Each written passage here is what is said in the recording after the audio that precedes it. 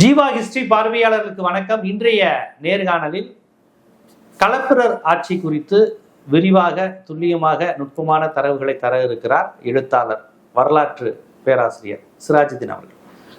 தொடர் களப்பிரர் காலம் அப்படின்னு பார்க்கும்போது, நான் சமூக அறிவியல் புத்தகத்திலிருந்து நான் என்ன நம்ம சமுதாயம் எல்லாமே தான், நான் மட்டும் தனியாக படிக்க போறேன்.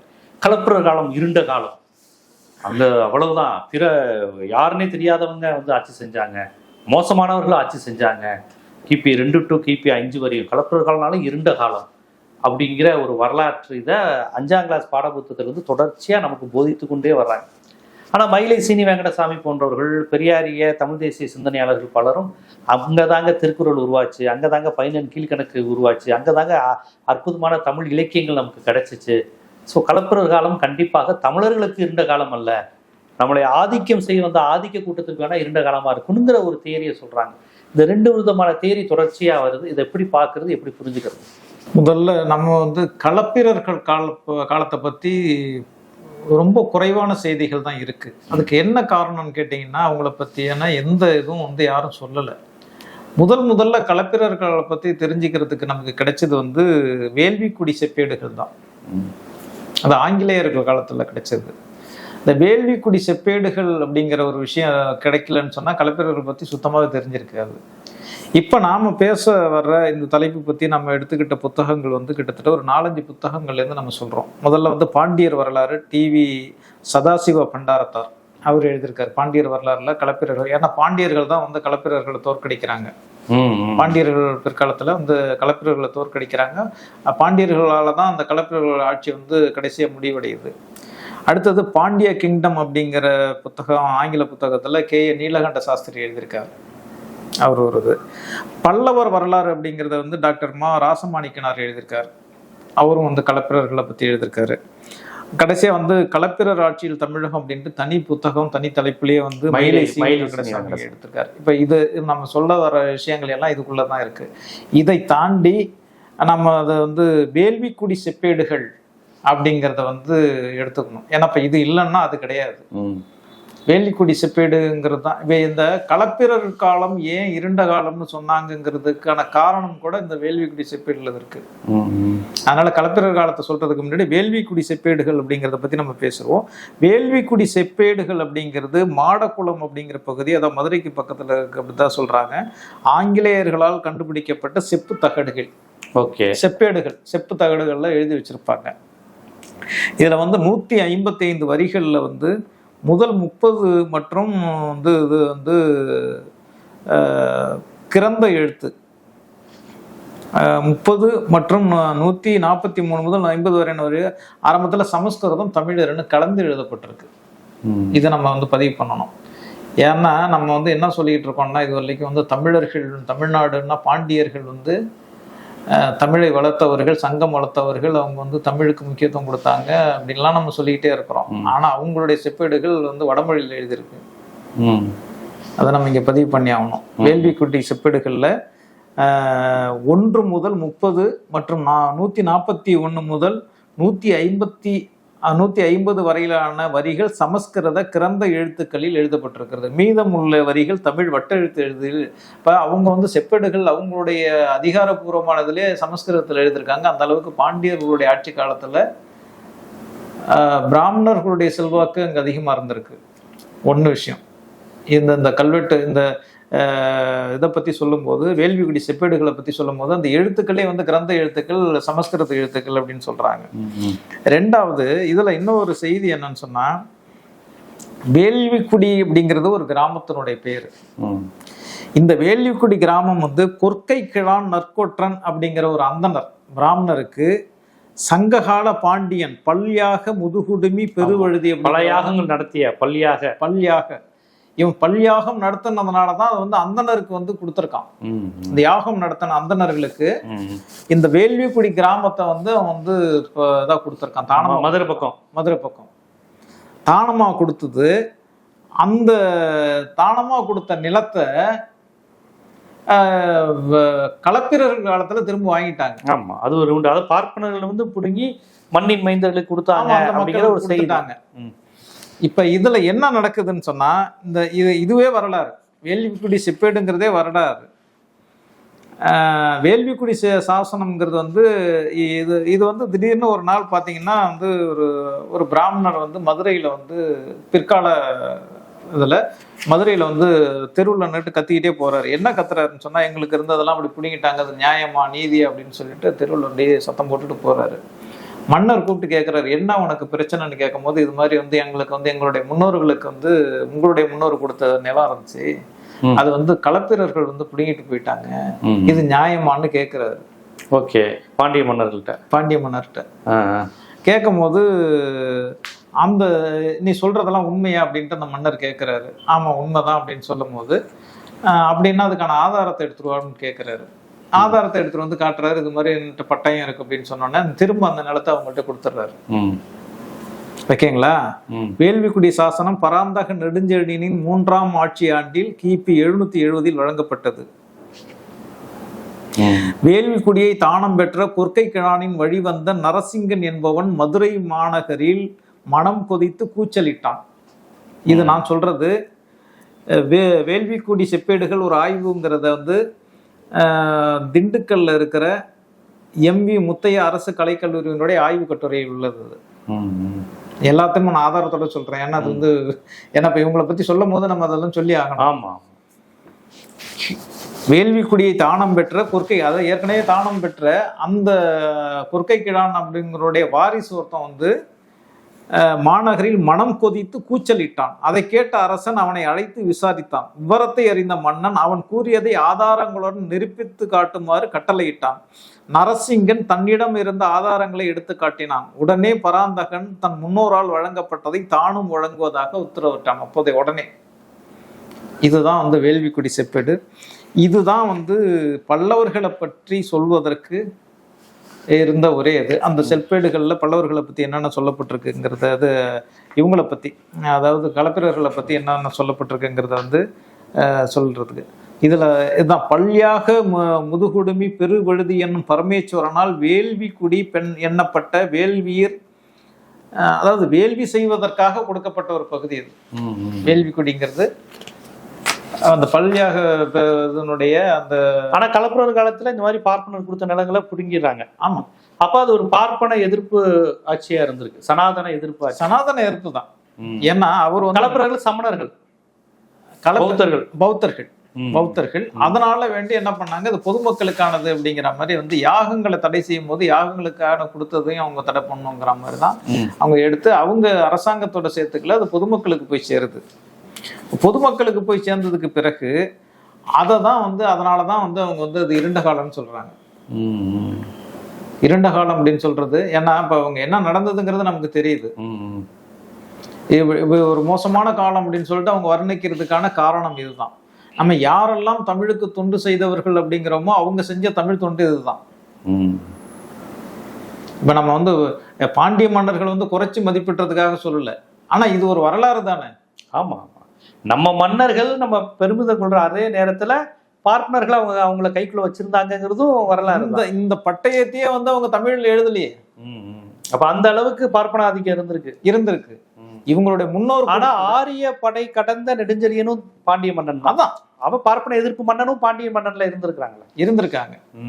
அதாவது ஆரிய படை கடந்த அப்படிங்கன்னா ஆரிய மன்னர்கள் இங்க வரல. ஆரியர்கள்லயே வந்து ஒரு குறிப்பிட்ட ஒரு கூட்டம் இருந்துச்சு. அவங்க வந்து போர் செய்வதையே தொழிலாக கொண்ட சத்திரிய, அதை பத்தி நான் திரும்ப சொல்றேன், சத்திரியர்கள். அவர்கள் வந்து இங்க வந்து படையெடுத்து வரும்போது அவங்களுக்கு எதிராக சண்டை போட்டு ஜெயிச்சார் அப்படிங்கிறது தான் வரலாறு. அதை நம்ம பேசுவோம். ஆக இந்த சமணம் பௌத்தம் இது வந்து அந்த காலகட்டங்கள்ல வந்து மிகப்பெரிய அளவுல வளர்ச்சி அடைந்தது களப்பிரர்களுடைய காலத்துல. அந்த காலத்துல இந்த வளர்ச்சி அதிகமா இருந்தது. இங்க இருக்கிற வந்து பார்ப்பனர்களுடைய அதிகாரம் வந்து முழுமையாக கட்டுப்படுத்தப்பட்டிருந்தது. ஏன்னா இவங்க என்ன பண்ணுவாங்கன்னு சொன்னா, இந்த பார்ப்பனர்களுக்கு குறிப்பா வந்து தமிழ் மன்னர்கள், அது சோழர்களாக இருக்கட்டும் பாண்டியர்களாக இருக்கட்டும், நம்ம பின்னாடி அதை பேச வரோம். சோழர்கள் காலத்திலையும் பாண்டியர்கள் காலத்திலையும் பிராமணர்களுக்கு மிகப்பெரிய அளவுல நிலதானம் வழங்கினாங்க. இவங்க நிலதானம் வழங்குறது எல்லாத்தையும் சுத்தமா நிறுத்தினது மட்டும் இல்லாம தேவையில்லாத எல்லாத்தையும் பிடிங்கிட்டாங்க. ஆனா இவங்க திரும்ப வந்து இப்ப இந்த செப்பேடு என்ன சொல்லுதுன்னு சொன்னா, திரும்ப வந்து இப்போ ஒரு காலகட்டங்கள்ல அவங்க வந்து வேள்வி செஞ்சதுக்காக கொடுக்கப்பட்ட அந்த நிலத்தை திரும்பி அவங்கள்ட்ட கொடுத்துட்டாங்க. அந்த ஆதாரத்தை காட்டி திருப்பி கொடுத்துட்டாங்க. இதை புடுங்கி வச்சிருந்ததுக்கு என்ன காரணம்னு சொன்னா, இது வந்து சாமானிய மக்களுக்கு சேர வேண்டியது. யார் விவசாயம் செய்யறாங்களோ விவசாயம் செய்யக்கூடிய மக்கள்கிட்ட அது இருக்கணும் அப்படிங்கிறது தான் அவங்களுடைய நோக்கம். இதை வந்து அரசாங்கத்திலேயே அவங்க சேர்த்துக்கல. அப்ப இதனாலதான் வந்து அவங்கள வந்து தமிழ் மன்னர்களுக்கு, தமிழர்களுக்கு எதிரானவர்கள் அப்படின்னு சொல்றாங்க. ஆனா அது எந்த தமிழர்களுக்கு அப்படி? ஏன்னா இப்ப அவங்க வந்து தமிழர்களுக்கு எதிரானவர்கள்னா அந்த நிலத்தை புடுங்கி வேற யார்கிட்ட கொடுத்தாங்க அப்படின்னு தெரியணும்ல. இந்த நிலம் யார்கிட்ட இருந்துச்சு? ஆரியர்கள் வந்து புடுங்கி தமிழர்கிட்ட கொடுத்துருக்காங்க. ஆமா, அப்புறம் தமிழர்களுக்கு எதிரானது. அது மட்டும் இல்ல, திருக்குறள் 11 கீழ்கணக்கெல்லாம் இந்த காலகட்டத்துல அதை நான் பின்னாடி வர்றேன். இப்ப பாத்தீங்கன்னா இவங்க வந்து திராவிடம் அப்படிங்கிற ஒரு கான்செப்ட் அவர் காலத்துல வந்து தூக்கி பிடிச்சாங்க, கலப்பர் காலத்துல. ஆமா. பூச்சியபாதர் அப்படிங்கிற ஒரு சமண முனிவர் இருந்தாரு. அவருடைய மாணவர் தான் வச்சிரநந்திங்கிற ஒருத்தர். வச்சிரநந்தி மதுரையில கிபி 470 திரமிழச் சங்கம் அப்படிங்கிற ஒண்ணு உருவாக்குனாரு. அதான் திராவிட சங்கம். திரமிழ சங்கம் மருவி திராவிட சங்கம் மாறுதா? ஆமா, திரமிழம் சங்கம் தான் திராவிட சங்கம்னு சொல்றது. இப்ப எழுதுறவங்க திராவிட சங்கம் தான். திராவிடருங்கிற பேர் வந்து ஆரியர்கள் சிந்து சமவெளியில வரும்போது இல்லையா? ஏன்னா அவன் தமிழருங்கிறத உச்சரிக்க முடியாம தமிழ்ல திராவிடன்னு சொல்லிட்டாங்க அப்படின்னு சொல்லுவாங்க. அப்பயே அந்த வார்த்தை இருந்திருக்குல்ல? ஆமா, இருந்திருக்கு. இல்ல, அந்த வார்த்தையை தான் நம்ம வந்து பிற்காலத்துல சொல்லும் போது இப்படி நம்ம சொல்றோம்.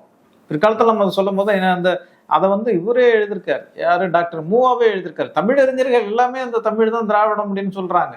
இப்ப இருக்கிறப்ப சமீபத்துல ஒரு 10-15 வருஷமா தான் வந்து தமிழும் திராவிடம் பெரியார் எதிர்க்கணுங்கிறதுக்காக. ஆமா, பெரியார் எதிர்ப்பு, தமிழ் தேசியம். தமிழ் தேசியம் இல்ல, பெரியார் எதிர்ப்பு. பெரியார் எதிர்ப்பு அதுதான் இவங்க பேசிட்டு இருக்காங்களே தவிர டாக்டர் மூவாலாம் பெரிய தமிழறிஞர் தானே. இப்ப தமிழறிஞர்கள்னு சொல்லக்கூடிய எல்லாருமே அதை ஒத்துக்கிட்டு தான் இருக்காங்க. திராவிடம்ங்கிற வார்த்தையை அவங்க பயன்படுத்திட்டு இருக்காங்க. ஆக இப்ப இவங்க வந்து இந்த 4ஆம் தமிழ்ச்சங்கம், இதனை வந்து 4ஆம் தமிழ்ச்சங்கம்னே சொல்லுவாங்க. அப்ப அவங்க வந்து அதை உருவாக்குனதனுடைய நோக்கம் வந்து மொழியை உருவாக்கணுங்கிறதுக்காக கிடையாது, அந்த சமண இலக்கியங்களை கொண்டு போய் சேர்க்கணுங்கிறதுக்காக.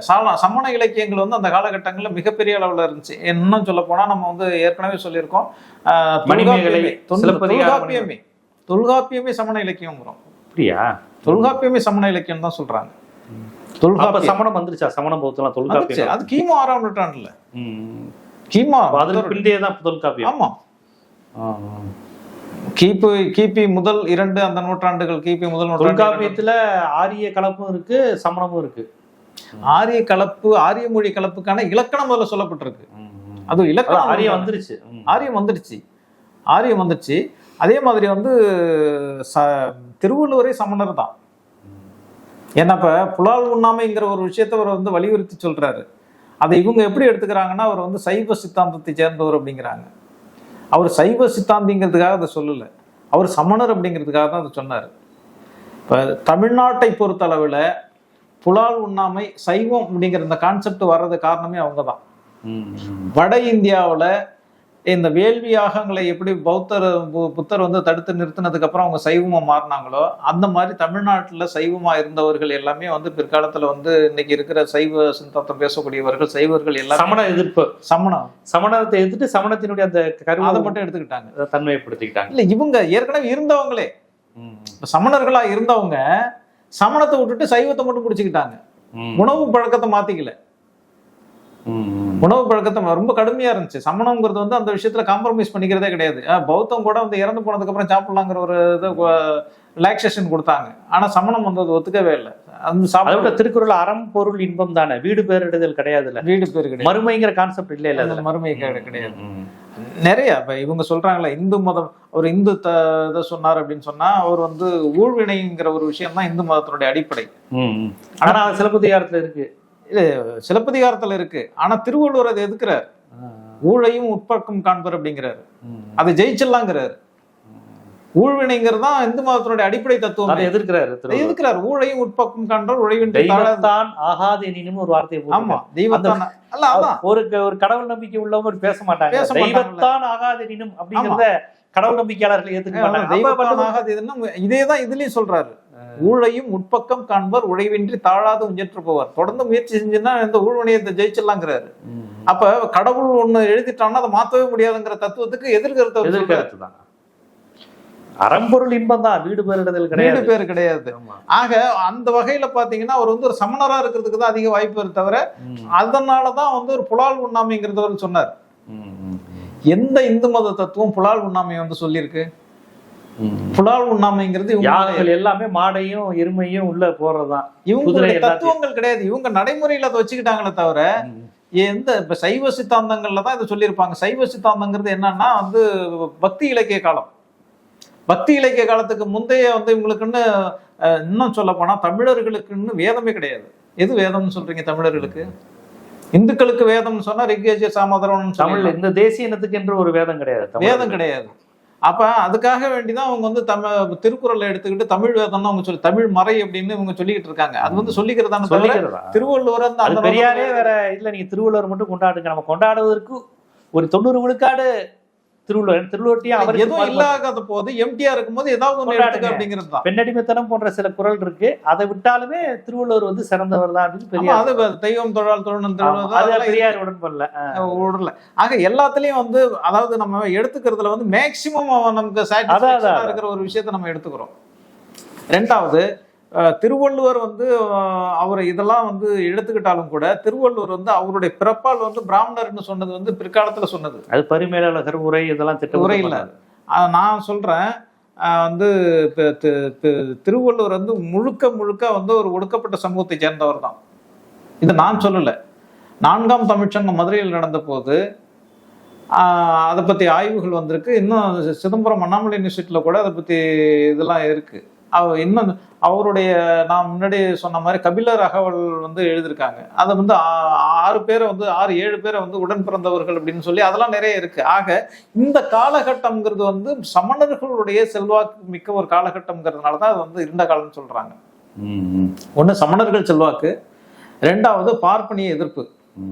இந்த ரெண்டும் மட்டும் எப்பெல்லாம் பார்ப்பன மேலாதிக்கத்தை கதற விட்டுருக்காங்க. எப்போதெல்லாம் பார்ப்பனிய மேலாதிக்கம் வந்து உச்சத்துல இருந்தது அதெல்லாம் பொற்காலம்னு சொல்லுவாங்க. நம்ம ஏற்கனவே சொன்ன குப்தர்கள் காலம், ஏற்கனவே குப்தர்கள் காலம். அங்க வடக்க குப்தராட்சி பொற்காலாட்சி, இங்க வந்து சோழர்கள் வந்து இங்க பல்லவர்கள் சோழர்கள் காலத்தை பொற்காலம்னு சொல்லுவாங்க.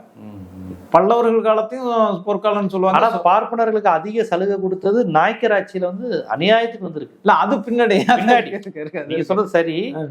அது தொடக்கமா இருந்தாலும் ஒரு அந்த பிரிட்டிஷ் காலத்துக்கு முன்னாடி நாயக்கர் ஆட்சியில தான் தீபாவளியில இருந்து எல்லாமே வந்து இறங்குனது அங்கதான். ஆமா, அது வரையும் பூசாரிகளா வந்து உங்களுக்கு பண்டார சமுதாயத்தினரும் தேவேந்திர குல வேளாளர்கள் தான் கோவில் பழனி கோவில் எல்லாம் பூசாரியா இருந்திருக்கிறாங்க. அது மாறினதே அவங்க நாயக்கராட்சி. அதான் அதாவது இவங்க வந்து இவங்களுடைய காலத்துல சோழர்கள் காலத்திலே பல்லவர்கள் காலத்திலே இருந்த கோயில்கள் எல்லாம் இவங்க வந்து அதை கொண்டு வந்துட்டாங்க. அதன் பிறகு வந்து பக்தி இலக்கிய காலம் வந்ததுக்கு அப்புறம் கோயில்கள் நிறைய கட்ட ஆரம்பிச்சாங்க. அதுக்கு முன்னாடி உள்ள கோயில்களை விட பக்தி இலக்கிய காலம் வந்ததுக்கு பிறகு இவங்க வந்து ஊரா போயிட்டு, ஏன்னா நான் ஏற்கனவே சொல்லியிருக்கோம் வந்து கிறிஸ்தவமோ இஸ்லாமோ வந்து மற்றது பௌத்த மதமோ பரப்பக்கூடிய மதம். இந்து மதம் அப்படி கிடையாது. ஆனா இவங்க பரப்புனாங்க. அவங்கதான் பக்தி இலக்கிய காலத்துல இருந்து இவங்க 63 நாயன்மார்கள் வந்து அவங்களுடைய வேலையை வந்து இந்த மதத்தை பரப்புறது அவங்களுக்கு. எப்படி பரப்புறாங்கன்னு சொன்னா, ஏற்கனவே வந்து பௌத்த மதத்திலையும் சமண மதத்திலையும் இருந்தவர்களை திரும்ப வந்து பழையதுக்கு கொண்டு வர்றது. இந்த வேலைகளை அவங்க செஞ்சாங்க. அப்ப புதுசா கோயில்கள் அங்க நிறைய உருவாக்குது. அப்படி கோயில்கள் உருவாகும் போது அந்த காலகட்டங்கள்ல தான் இவங்க வந்துடுறாங்க, நாயக்கர்கள் வர்றாங்க. ஆரம்ப காலத்துல மன்னர்கள் கட்டின பெரிய பெரிய கோயில்கள் இல்லாம நாயக்கர்கள் காலத்துல கட்டப்பட்ட கோவில்கள், அதுக்கப்புறம் வந்து அந்தந்த பகுதிகளில் இருக்கிற மிராசுதார்கள், அதாவது நிலச்சுவான்தார்கள், அவங்க கட்டின அந்த கோவில்கள், இது எல்லாத்தையுமே வந்து இவங்களுடைய காலத்துல அதிகமா வருது. கோவில்களுடைய தேவைகள் அதிகமா வரும்போது ஒவ்வொரு கோயில்களுக்கும் வந்து புதுசா வந்து பிராமணர்களை வந்து நியமிக்கிறாங்க. இதெல்லாம் பிற்காலத்துல வருது. இப்ப இவங்களுடைய காலத்துல பாத்தீங்கன்னா பக்தி இலக்கியம் தான் வந்து இதை வந்து 470 களப்பிரர் காலத்தை இருண்ட காலம்னு சொல்றதுக்கு இதுதான் காரணமா சொல்றாங்க. களப்பிரருடைய இதுல பாத்தீங்கன்னா அவங்களுடைய காலத்துல ஏற்பட்ட இலக்கியங்கள் ஆரம்பத்துல இவங்க வந்து இவங்க சொல்றதுக்கு இன்னொரு காரணம் ஒண்ணு, களப்பிரர் காலத்துல ஆரம்பத்துல வந்து தமிழர்கள் அப்படிங்கிறதுல அவங்க வந்து உறுதியா இருக்கிறாங்க. களப்பிரர்களை பொறுத்தவரைக்கும் கன்னட தேசத்தை சேர்ந்தவங்க வெளியிருந்து வந்தவங்கன்னு சொல்றதெல்லாம் கட்டுக்கதையா? இல்ல அவங்க என்ன சொல்றாங்கன்னா, இப்ப இவரு வந்து மயிலை வெங்கடசாமி நாட்டார் என்ன சொல்ற, களப்பிரர் ஆட்சியில் தமிழகங்கிறதுல களப்பிரருடைய பேரே சொல்றாரு. களப்பிரர், களப்பிரர், களப்பிரர், களப்பாளர் அப்படிங்கிற பேர், களப்பாளர் அப்படிங்கிறதும் வருது. களப்பிரர்கள் தமிழர் அல்ல, அதே சமயத்துல அவங்க ஆரியரும் அல்ல. அதை தெளிவா சொல்றாரு. ஒரே வரியிலே ரெண்டு கன்னடர்னு சொல்றாங்க, அது உண்மையா?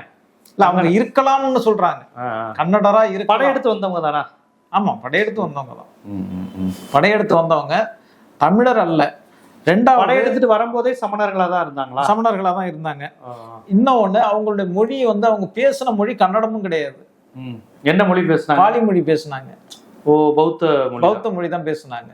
அதனாலதான் அவங்கள வந்து வரையறுக்க முடியல. இப்ப கன்னடா இருந்தா அவங்க கன்னடம் பேசி இருந்திருக்கணும், தெலுங்கரா இருந்தா தெலுங்கு பேசி இருந்திருக்கணும். அவங்க பேசுனது பாலி மொழி.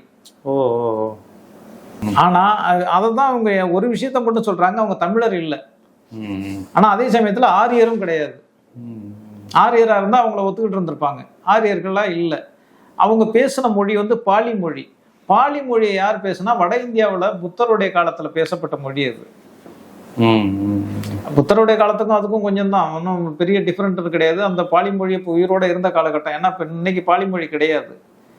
இப்ப அந்த சங்கம் அப்படிங்கறது வந்து கான்செப்ட் வந்ததே வந்து இந்த இதுதான். ஏன்னா இப்ப சங்கம்ங்கிற வார்த்தையும் தமிழ்ல கிடையாது. சங்க காலத்துல வந்து சங்கம், 3 சங்கம் இருந்ததெல்லாம் சொல்றாங்க இல்லையா, அந்த காலத்துல சங்கம்ங்கிற வார்த்தை தமிழ்ல இல்ல.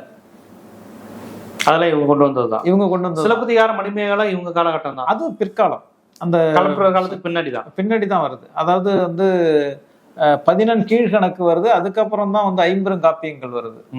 இந்த 5 காப்பியங்களுமே வந்து பௌத்த சமண இலக்கியங்கள் தான். மணிமேகலை, சிலப்பதிகாரம், சிவசிந்தாமணி, வளையாபதி, குண்டலிகேசி.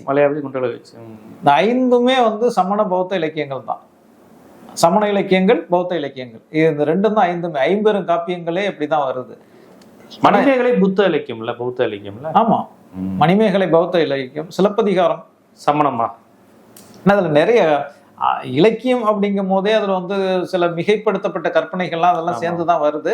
ஆனா இலக்கியம்னு பார்த்தா அது வந்து 50. கண்ணகி கோவலன் கதை வந்து களப்பிரர் காலமா, காலகட்டம்? இல்ல, கற்பனை கதையா? நடந்ததுதான் வந்து களப்பிரர் காலம் கிடையாது. இல்ல. களப்பிரர்கள் காலங்கிறது வந்து கிபி 3ஆம் நூற்றாண்டுல இருந்து 6ஆம் நூற்றாண்டு வரையிலும். அவ்வளவுதான். இதுதான் களப்பிரர்கள் காலம். கோவலன் கண்ணகி எல்லாம் அந்த அதுக்கு பிறகு வர்றது. ஆனா அவங்க பிறகு வர்றது முன்னாடி நடந்த விஷயத்த அவங்க எடுத்து சொல்றாங்க. முன்னாடி நடந்ததா இருக்கிறத அவங்க எடுத்து சொல்றாங்க. இது வந்து இவங்க சொல்ற காலகட்டங்கள் எந்த காலகட்டம்னு நிர்ணயிக்கவே முடியல. ஏன்னா வந்து அதுல பிராமணர்களை உயர்த்தி எல்லாம் பேசுறாங்களே கண்ணகி. மதுரை அழியும் போது பார்ப்பனர்களை மட்டும் ஒண்ணும் செய்யாது, பார்ப்பனர்களை ஒண்ணும் செய்யாதுன்னு சொல்றாங்க. நிறைய விஷயங்கள் சொல்றாங்க. இதுல இன்னொன்னு சொல்றாங்க. அப்போ சமணத்துல அது வராதுல்ல? சமணமா இருந்தா இல்ல, இவங்க காம்ப்ரமைஸ் ஆயிருந்த பார்ப்பனர்கள், பௌத்தர்களா இருந்தாலும் கூட பெருசா ஆரம்பத்துல எதிர்த்த மாதிரிலாம் பிற்காலத்துல எதுக்கல. இவரு மட்டும்தான் சமண துறவியா இருந்தாரு. இளங்கோவடிகள் அவருடைய குடும்பம் ஏத்துக்கல, இவருதான் கொள்கைகளோட ஏத்துக்கிட்டு இருந்தாரு. ரெண்டாவது, புத்தருடைய காலத்துல பாத்தீங்கன்னா புத்தருக்கு வந்து ஒரு கதை ஒண்ணு சொல்லுவாங்க. புத்தர் வந்து ஒரு புறா வந்துச்சு, அந்த புறா வந்து காப்பாத்தினாரு. அது வந்து ஒரு சோழ மன்னன் காலத்துல நடந்ததா சிலப்பதிகாரத்துல சொல்றாங்க. அதே கதை அங்க சொல்லப்படுது. ஆமா, இது புத்தருடைய வாழ்க்கையில் நடந்தது. புத்தர் நடந்தது. ஒரு வந்து புறா வந்து காப்பாத்தினாருங்கிறது வந்து புத்தர் காப்பாத்துறாரு. தேவதத்தன் தான் வந்து அம்பு எழுதுறான். தேவதத்தன் வந்து புத்தருடைய கூட வந்து அவர் கூட தங்கி இருக்கக்கூடிய அவருடைய உறவினர். நிறைய பேருக்கு தங்கியிருக்காங்க அவருடைய வீட்டுல. அதுல தேவதத்தன் வர்றான். இதை வந்து சிலப்பதிகாரத்துல அவங்க சொல்றாங்க. எல்லரு சிறப்பின் இமயவர் வியப்ப புல்லரு புன்கண் தீர்த்தோன் நன்றியும் ஆயில் கடைமணி நடுநா நடுங்க ஆவின் கடைமணி ஊனின் நெஞ்சுதான் நான் அரும்பெறர் புதல்வனை ஆடியில் மடித்தோன் பெரும்பெயர் புகாரின் பதிவு. சிலப்பதிகாரத்துல வந்து கண்ணகி சொல்லும் போது இது சொல்றா. இதுல 2 விஷயத்த சொல்றா. ஒண்ணு வந்து அந்த தேவதத்தன் வந்து இந்த புறாவை அடிச்ச அந்த கதையை சொல்லிட்டு, 2வது வந்து மனுநீதி சோழனுடைய கதையை சொல்றான். மனுநீதி சோழன்னா மனுநீதி சோழன் ஒருத்தன் இருந்தான், திருவாரூர்ல இருந்தான். ஆவின் கடைமணி உகுநீர் நெஞ்சுடத்தான் தன் அரும்பெறர் புதல்வனை ஆடியில் மடித்தோன். ஒரு கண்ணுக்குட்டி வந்து இறந்து போயிட்டுங்கிறதுக்காக தன்னுடைய மகனையே வந்து தேர்காலில் இது பண்ண, இதெல்லாம் பெருமையா சொல்றான். எங்களுடைய நாடு இந்த அளவுக்கு பெருமை மிக்க நாடு, அந்த நாட்டுல இருந்து நான் வர்றேன் அப்படின்னு சொல்றான். நீ யாருன்னு கேட்கறதுக்கு தான் இவ்வளவு வந்து சிலப்பதிகாரத்துல கண்ணகி பதில் சொல்றான். எல்லரு சிறப்பின் அப்படின்னா வந்து அந்த புன்கண் தீர்த்தோன்னா அந்த புறாவுக்காக கூட பறவைகள். எல்லரு சிறப்பின் இமயவர் விப்ப புல்லரு, புல்லுன்னா புல்லினங்கள்னா பறவைகள். அந்த பறவைகளுக்கு கூட நீதி சொன்ன வம்சத்துல வந்தோம். அதே மாதிரி ஒரு பசுமாட்டுக்கு நீதி சொன்னோம். அந்த பரம்பரையிலிருந்து வந்தோம். அப்படிங்கிற பொதுவா பெண்களுக்கு புத்தருக்கு அப்ப சோழர் காலத்துல நடந்தது பிற்காலத்துல புத்தர் கதைக்கு சேர்த்திருக்காங்க. புத்தர் காலத்துல நடந்ததான் இவங்க எடுத்து சொல்றாங்க பிற்காலத்துல. இது புத்தருடைய இது வருது. அந்த கதையை சோழர் காலத்துல பின்னாடி சேர்த்து சோழர் காலத்துல சோழ அரசருக்கு நடந்ததா இவங்க சொல்றாங்க. புரியுதுங்களா? ஏற்கனவே நம்ம புத்தர்ல படிச்சிருக்கோம். அதை அந்த இது வந்து அவங்க என்ன சொல்றாங்க, இது யாருக்கு சொந்தம் அப்படின்னு சொல்லிட்டு கேட்கும்போது நம்ம ஏற்கனவே பேசியிருக்கோம்னு நினைக்கிறேன். அது கூட இது வந்து புறாவை அடிச்சோன்னா புறா வந்து உழுது, ஒரு மரத்து நிழல உட்காரும் போது புறா வந்து பாதுகாப்பு தான் சொந்தம், பாதுகாப்பு சொந்தங்க. இது அந்த கதையை தான் வந்து சிலப்பதிகாரத்துல சொல்றாங்க. இது ஒரு மன்னனுடைய அவையில் நடந்ததா அவங்க சொல்றாங்க. ஆக இந்த கதைகள் வந்து அந்த அதான் ஒரு அந்த கற்பனையும் சேர்ந்து வரும். இலக்கியங்கள் அப்படிங்கும் போது, இப்ப புராணங்கள் அப்படிங்கும் போது என்ன பண்ணோம், காப்பியங்கள், காவியம் அப்படின்னு எல்லாமே ஒண்ணுதான். அப்படி வரும்போது இந்த மிகைப்படுத்தப்பட்ட கற்பனை இதுல வரும் அப்படிங்கிறதுக்காக இதெல்லாம் சொல்றோம். இப்ப இது சொல்லும் போது அந்த ஏன் இது வருதுன்னு சொன்னா, இது வந்து பிரபலமா இருந்த கதை. இப்ப புத்தருடைய கதை பிரபலமா இருந்துச்சுன்னா என்ன அர்த்தம்னு சொன்னா, அப்ப புத்த மதம் இங்க அந்த அளவுக்கு செல்வாக்கா இருந்திருக்கு. கண்டிப்பா கண்டிப்பா. அதனாலதான் புத்தருடைய கதை இவங்க எடுத்துக்கிட்டு என்ன பண்றாங்க, இது இந்த மண்ணில் நடந்தது, இந்த மண்ணில் நடந்தது அப்படிங்கிற மாதிரி ஒரு கற்பனை சொல்றது. இப்ப களப்பிரருடைய அந்த 300 ஆண்டுகள்ல வேற எந்த படையெடுப்பும் வரல. களப்பிரர்கள் அந்த 300 வருஷம் முடிகிற வரைக்கும் வரல. கிபி 575 தான் திரும்ப பாண்டியர்கள் வந்து படையெடுத்து. அது கரெக்டா எந்த பகுதி களப்பிரர் ஆட்சிங்கிறது? மதுரை தான். மதுரை இப்ப தமிழ்நாடு அன்னைக்கு வந்து சோழர்களையும் சேர்த்துதான், அந்த பகுதியெல்லாம் சேர்த்துதான். மதுரைனா தஞ்சாவூர் வரையும் வருது. அது இல்ல, மதுரைங்கிறது வந்து இப்ப மதுரை ஒவ்வொரு 3 மன்னர்கள் இருந்தாங்க, சேர சோழ பாண்டியர்கள். ஒரு காலத்துல பாத்தீங்கன்னா சோழர்களுடைய கண்ட்ரோல்ல எல்லா நாடும் இருக்கும். திண்டுக்கல் வரையும் சோழர் வந்திருக்காங்க. சோழ வந்தான், மதுரை பக்கம் சோழ வந்தான். அப்ப அதே மாதிரி பாண்டியர்கள் வந்து ஆதிக்கம் செலுத்தக்கூடிய நேரத்துல வந்து சோழர்கள் வந்து டம்மியா இருப்பாங்க. மற்ற எல்லா பகுதியும் தஞ்சாவூர்ல பாண்டியர் போய் டாமினேட் பண்ணிட்டு. ஆமா, அந்த மாதிரி ஒரு காலகட்டம் அது. அப்ப பாண்டியர்கள் தான் செல்வாக்கா இருந்தாங்க. பாண்டியர்கள் செல்வாக்கா இருந்த காலகட்டங்கள்ல சோழர்கள் அப்ப வந்து டம்மியா இருந்தாங்க. இந்த காலகட்டங்கள்ல, அதாவது வந்து கிபி 250 இருந்து ஏறக்குறைய இது எப்படின்னு பாத்தீங்கன்னா, அது வந்து 2ஆம் நூற்றாண்டுங்கிறது கரிகால சோழனுடைய காலம். இது 2ஆம் நூற்றாண்டுக்கு பிறகு அதனுடைய தொடர்ச்சி தான் இது. இன்னொரு வரலாற்றையும் சொல்றேன். ரேநாட்டு சோழர், புத்தப்பி சோழர் எல்லாம் சொல்றாங்க இல்லையா, ஆந்திராவில் போயிட்டு சோழர்கள் ஆட்சி செஞ்சாங்கன்னு சொல்றோம் இல்லையா, அதுக்கு ஒரு காரணம் என்ன சொல்றாங்கன்னா, களப்பிரர்களால தான் அவங்க வந்து அங்க துரத்தப்பட்டாங்க அப்படிங்கிறாங்க. சோழர்கள் ஆந்திராவுக்கு போனதே களப்பிரர் காலத்துலதான். ஆமா, சண்டை போட்டு இவங்கள்ட்ட ஆட்சியை இழந்துட்டு. களப்பிரர் தமிழ்நாட்டுல மதுரை பகுதி ஆளும் போது சோழர்களும் ஆட்சி இல்ல, பாண்டியர்களும் இல்ல, சேரர் ஆட்சி இல்ல. ஒரு மாதிரி இவங்க டாமினேட் பண்ணாங்க. அதுல போனவங்க தான் புத்தப்பி சோழர், ரேநாட்டு சோழர்கள் எல்லாம் தெலுங்குல போய் ஆட்சி பண்ணாங்க. அங்க போயிட்டு நாங்க வந்து கரிகால சோழனுடைய பரம்பரைன்னு சொல்லிக்கிட்டாங்க. அந்த கல்வெட்டுகள்லாம் இன்னமும் இருக்கு. நம்ம சோழர்களை பத்தி பேசும்போது நான் பேசலாம்னு சொல்லல. கண்டிப்பா. இவங்க தான் வந்து களப்பிரர் களப்பிரர்கள் அதுலயும் வருது. Okay okay okay. களப்பிரர்கள் எங்க நாட்டெல்லாம் புடிச்சுக்கிட்டாங்க அப்படின்னு சொல்லிட்டு தான் இங்க இருந்து அங்க போயிடுறாங்க. அப்ப சோழர்கள் மன்னர்கள் வந்து செல்வாக்கா இல்லை. அதன் பிறகு பாண்டியர்கள் இருக்காங்க. சோழர்கள் இங்க இருந்து போயிட்டாங்க. போனதுக்கு பிறகு பாண்டியர்கள் இருக்காங்க.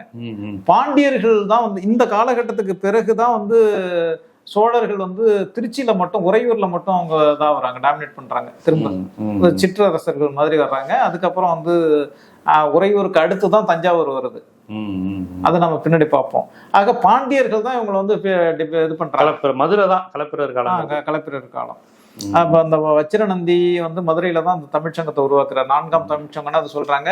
அதுக்கப்புறம் வந்து பிற்காலத்துல வந்த 4ஆம் தமிழ்ச்சங்கம் வந்து அதுக்கப்புறம் வந்து பாண்டித்துறை தேவரால உருவாக்கப்பட்டதான் தமிழ்ச்சங்கம் தான் சொல்லிக்கிறாங்க. பாண்டித்துறை தேவர் ரொம்ப லேட். அது இப்ப 16 அதுக்கும் பேரு 4ஆம் தமிழ்ச்சங்கம். 3 தமிழ்ச்சங்கம் முன்னாடி சொல்றாங்க. தொடர்ச்சி தான். பாண்டித்துறை தேவர் வந்து அது தொடர்ச்சி. ஆக இவங்களுடைய காலங்கிறது கிபி 250 இருந்து 575 வரைக்குமான காலகட்டம். இதுல என்னென்ன நூல்கள் இவங்க சொல்ற மாதிரி இலக்கணங்கள் எல்லாமே தமிழே வந்து அழிஞ்சு போச்சுன்னு சொல்றதெல்லாம் சுத்த போய். ஏன்னு கேட்டீங்கன்னா வந்து இப்ப தமிழ்ல வந்து நீதி நூல்கள், பக்தி இலக்கியம்ங்கிறது அந்த காலத்திலே ஆரம்பிச்சிடுச்சு. நம்ம பக்தி இலக்கியம் பின்னாடிதான் வந்துச்சுன்னு சொல்றோம். ஆனா அப்பவே வந்து பக்தி இலக்கியங்கள்ல ஒரு சில இலக்கியங்கள் அப்பவே உருவாயிடுச்சு. அதுல குறிப்பா பாத்தீங்கன்னா வந்து இலக்கியங்கள்னு பாத்தீங்கன்னா பழமொழி 400, அதாவது 11 கீழ்கணக்கு அப்படின்னு சொல்றோம் இல்லையா, இதுல வந்து 2 தவிர மற்ற எல்லாமே அவங்க காலத்துல உருவானதுன்னு சொல்றாங்க. அதுல வந்து எக்ஸப்ஷனா சொல்றது திருக்குறள் வந்து கொஞ்சம் முன்னாடியே உருவாயிடுச்சுன்னு ஒரு சில பேர் சொல்றாங்க. இன்னும் ஒரு சில பேர் இல்ல இதுவும் சேர்ந்துதான் உருவானுச்சுங்கிறாங்க. களப்பிரர் காலத்தான் திருக்குறள் உருவானுச்சுங்கிறத கருத்தும் இருக்கு. களப்பிரர்களுக்கு கொஞ்சம் முன்னாடியே வந்து உருவாயிடுச்சு அப்படின்றாங்க. அதாவது சங்ககால இலக்கியம் சொல்றதுக்காக அப்படி கொஞ்சம் காலத்தை மாத்தி சொல்றாங்க. 2வது நாலடியார். இந்த நாலடியார் வந்து பிற்காலத்தில் வந்துச்சு. 18 நூல்கள்ல இந்த ரெண்டையும் கொஞ்சம் எக்ஸப்ஷன் ஆகட்டா மீதி 16 நூல்களும் அவங்களுடைய காலத்தில் தான் உருவாக்கி இருக்கு. அது மட்டும் இல்லாம திருமூலர், காரைக்கால் அம்மையார் மாதிரியான சைவ சித்தாந்தவாதிகள் அந்த காலத்துல தான் உருவாக்கி இருக்காங்க. இது வந்து 63 நாயன்மார்கள்ல மிக முக்கியமானவங்க இந்த 2 பேர், திருமூலர் அதே மாதிரி காரைக்கால் அம்மையார். ஆழ்வார்கள்ல வந்து பொய்கை ஆழ்வார், பூதத்தாழ்வார், பேயாழ்வார் இவங்கெல்லாம் வந்து முற்காலத்துல ரொம்ப ஆழ்வார்களுடைய காலத்திலேயே வந்து ரொம்ப காலத்துக்கு முன்னாடியே உள்ளவங்கன்னு சொல்றாங்க இல்லையா, காலம் முந்தைய காலம் பிந்தைய காலம்னு சொல்லும் போது ரொம்ப முற்காலத்துல உள்ள அந்த ஆழ்வார்கள் எல்லாம் இந்த காலத்திலேயே இருக்கிறாங்க. கலப்பிரர் காலத்திலேயே. ஓ அவங்க வைணவ பக்தி இலக்கியத்துல தானே கொண்டாடப்படுறாங்க.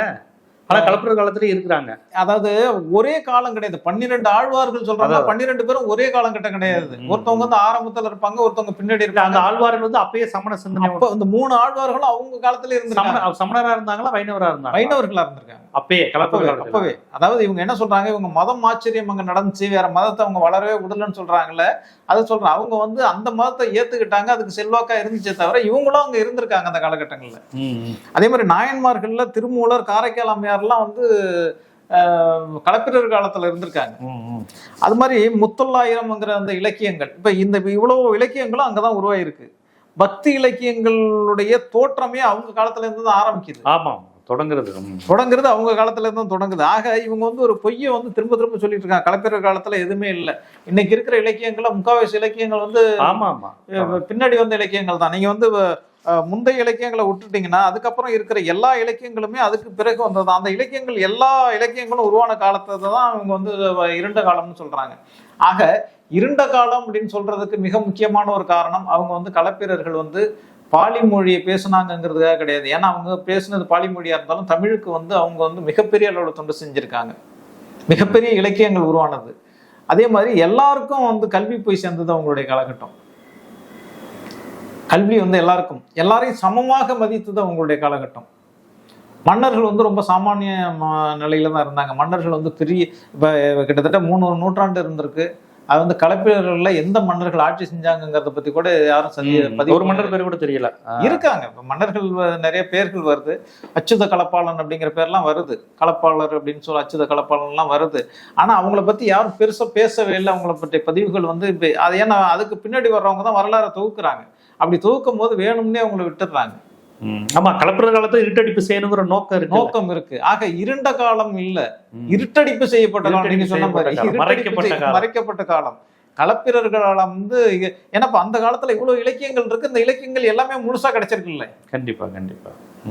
அவருடைய காலத்துல உருவாக்கப்பட்ட எல்லா இலக்கியங்களும் முழுசா கிடைச்சிருக்கும் போது அவங்க கால கல்வெட்டுகள், அவங்கள பத்திய செய்திகள் மட்டும் எப்படி கிடைக்காம இருக்க முடியும்? ஆக அது கிடைச்சிருந்து இவங்க வந்து அழிச்சிட்டாங்களா அல்லது கிடைச்சதை வந்து இவங்க வந்து இரட்டிப்பு செஞ்சுட்டாங்களான்னு தெரியல. ஆனா பல்லவர்கள் காலம் வந்து நிச்சயமா தமிழ்நாட்டினுடைய பொற்காலம்னு சொன்னா அதுதான். ஏன்னா சாமானிய மக்கள் வந்து அந்த காலகட்டங்கள்ல களப்பிரர் காலம்ங்கிறது சாமானிய மக்கள் செல்வாக்கோட இருந்த காலகட்டம். ஏன் செல்வாக்கா இருந்தாங்கிறதுக்கு என்ன ஆதாரம்னு கேட்டீங்கன்னா, யாரெல்லாம் ஆதிக்க சாதிகளாக இருந்தாங்களோ அவங்க வந்து ஆதிக்கத்தை செலுத்த முடியாத இருந்தாங்கன்னா இப்ப சாமானிய வந்து ஒரு கொடுங்கோன்மை. தமிழர்களின் பொற்காலம் களப்பிரர் காலம். நிச்சயமா திட்டமிட்டு சனாதனிகள் நிச்சயம் அரசாங்க. நிச்சயமா உண்மையிலே சனாதனத்துக்கு எதிரான காலங்கிறதுனாலதான் அது பொற்காலம்னு சொல்றோம். ஆமா, அதனாலயே அவங்க இருண்ட காலங்கிறாங்க. அது நம்ம ரொம்ப சிம்பிளா புரிஞ்சுக்கலாம். அவங்க எதெல்லாம் இருண்ட காலங்கிறாங்களோ அது பொற்காலம். தமிழனுக்கு பொற்காலம். கண்டிப்பா ரொம்ப முக்கியமான வரலாற்று பகுப்பாய்வு. நமது தமிழ்நாடு பாடத்திட்டத்துல நம்ம எல்லாருமே படிச்சது களப்பிரர் காலம் தான். மோசமான காலம், ஏதோ படையெடுத்து வந்து தமிழர்களை அந்த வரலாறே என்னன்னு தெரியாம இருட்டடிப்பு போச்சு ஒரு 400 வருடம்லாம் சொன்னாங்க. உண்மையில் தமிழர்களுக்கான இலக்கியம், தமிழர்களுக்கான சுயமரியாதை, தமிழர்களுக்கான நிலம் சார்ந்த அரசியல் எல்லாம் வந்து ஒரு விழிப்புணர்வு பெற்ற காலகட்டமாக களப்பிரர் காலம் இருந்திருக்கு. அப்படிங்கிற அந்த அரசியலையும் எப்படி திட்டமிட்டு வரலாற்றில் மறைக்கப்பட்டிருக்கிறது என்பதையும் ஆய்வுகளுடன் தரவுகளுடன் ரொம்ப நுட்பமாகவே மக்களுக்கு வச்சிங்க. மிக்க நன்றி.